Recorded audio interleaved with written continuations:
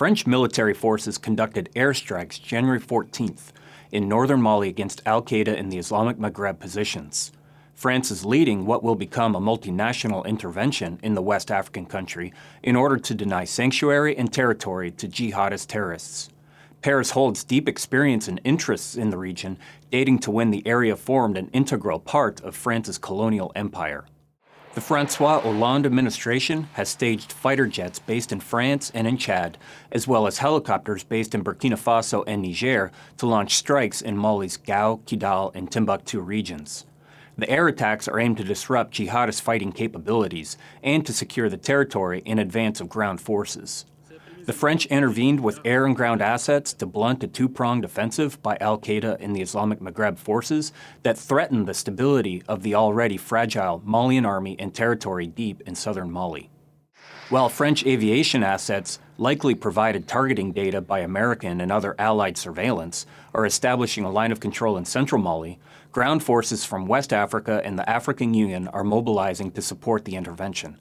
Troops from several West African countries, including Nigeria, Niger, Burkina Faso, Senegal, Benin, Ghana, and Togo, are being readied for deployment into southern Mali.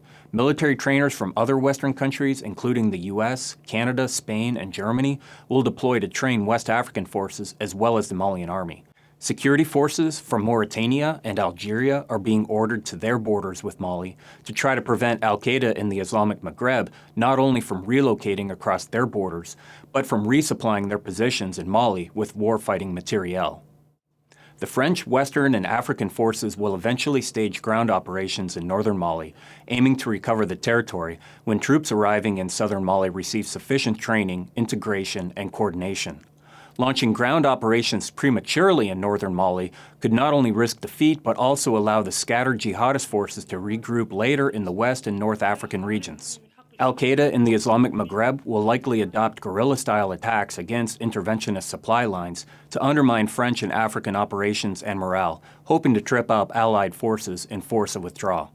Malian forces alone have been insufficient to defeat jihadist forces and will remain unable to recover territorial control without external intervention.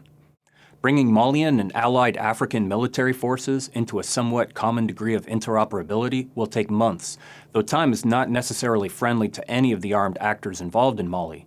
Al-Qaeda in the Islamic Maghreb is compelled to reinforce its defenses and positions before the breadth of interventionist forces deploy. Interventionist forces are compelled to deploy into Mali before al-Qaeda in the Islamic Maghreb can reinforce or shift its positions.